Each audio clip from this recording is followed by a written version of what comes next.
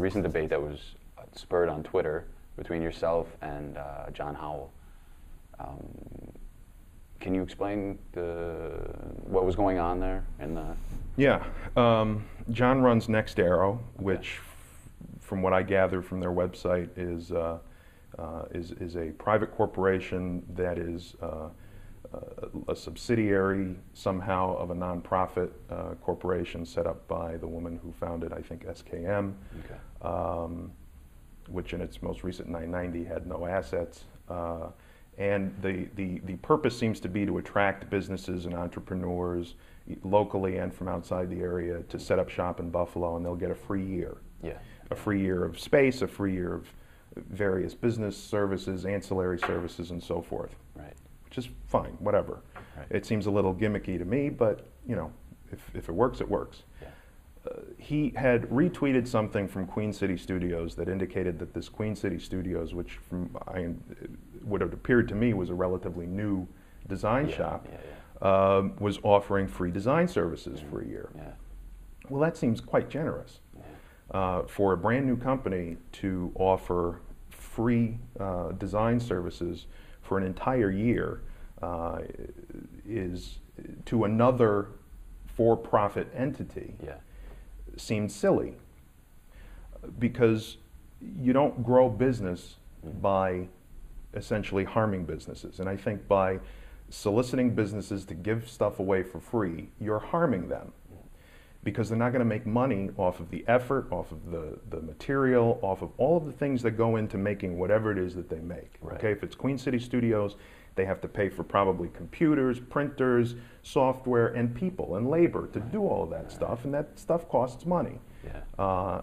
And I think by giving it away for free, you're sort of breaking the socioeconomic contract that we have in this country, that you make something, I'm going to buy it. Right. Okay. So I didn't like that. I thought it was a dumb idea, quite frankly, and I didn't think it was fair to Queen City Studios, because I know from my experiences with Hero Design Studios, they're very, very opposed to the idea of things like design contests or you know, logo contests and stuff like that, because it cheapens the work that they do. They think that their work has value, and if someone wants to pay for it, great, and if they don't, that's fine too.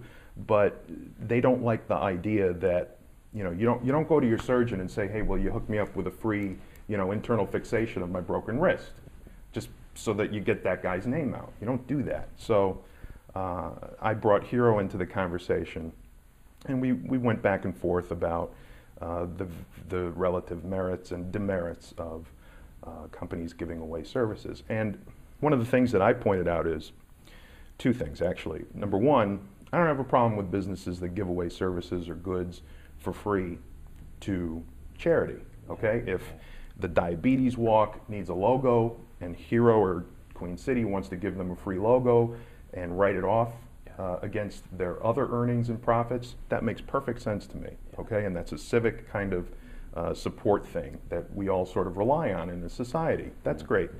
By the same token, if I'm a landlord and I've got a glut of space and I have an extra office that no one's using, and someone wants to use it for free, and maybe they give me something in return, for instance, let's say if it's a lawyer's office, maybe the lawyer does, I don't know, 20 free hours of legal services for me for a month, in any given month, in exchange for free space. That makes sense to me too. A barter system makes sense. Yeah.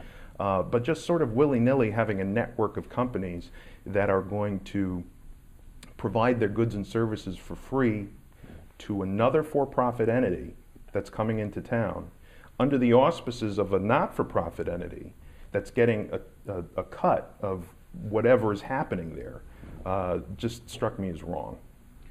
I think John would argue, I don't want to put words in his mouth, but I think he would argue that potentially this web design studio has extra time on their hands. Maybe they've got 3 hours a day, and so why not put that into to good use with the potential kickback of future business?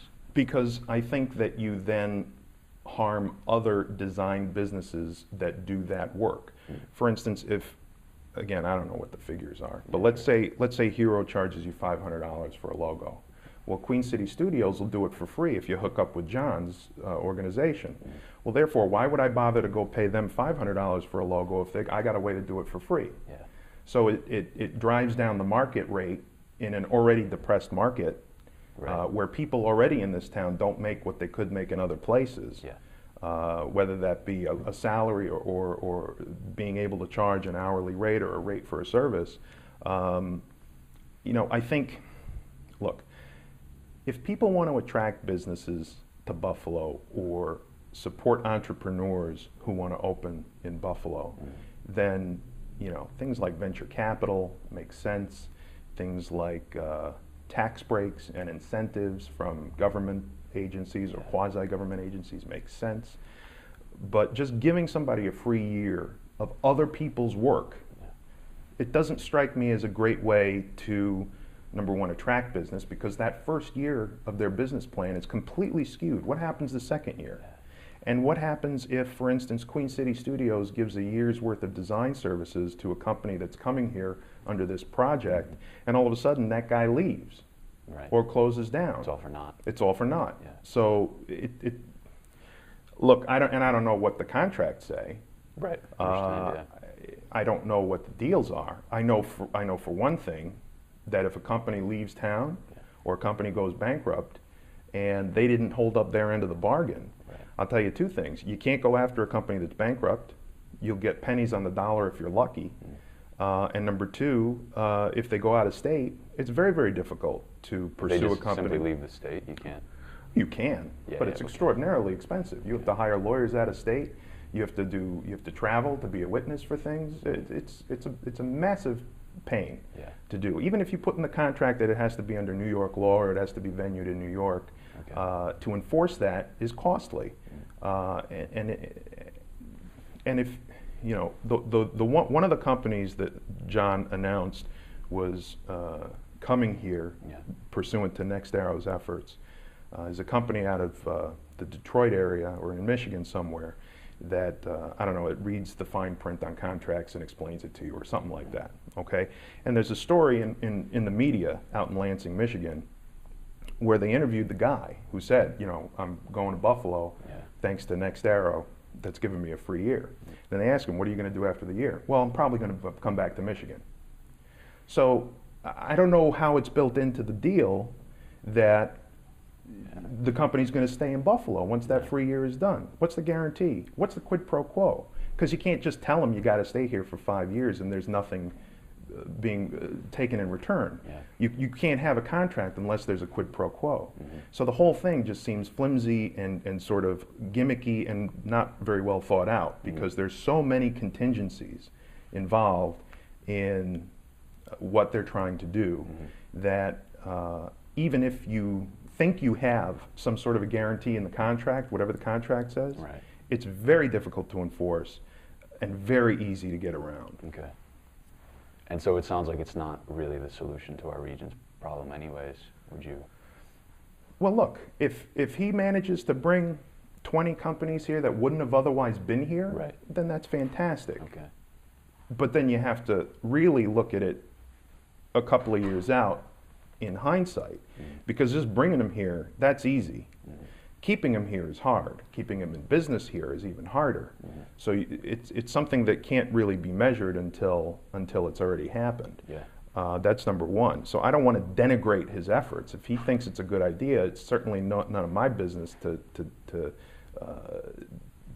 affect his opinion. Yeah. My opinion is that it's a bad idea. Yeah.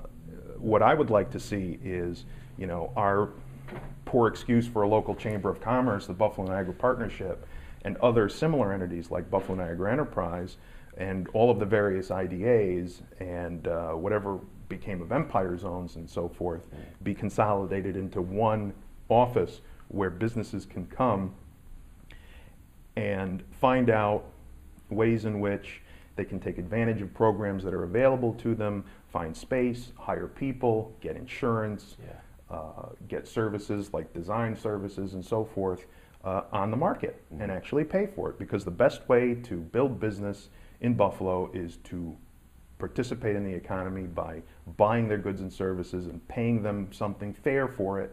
Because when I go and I buy a logo from Queen City Studios, that means the guy who runs that shop can go to Wegmans and buy something, and that pays a woman who checked them out at the counter and the guy who put the produce out, and they can go out and pay their mortgage and their car payment and so on and so forth. And that's how you build business and build an economy in Buffalo, not by giving crap away for free for a year. Thanks for joining us. Thank you.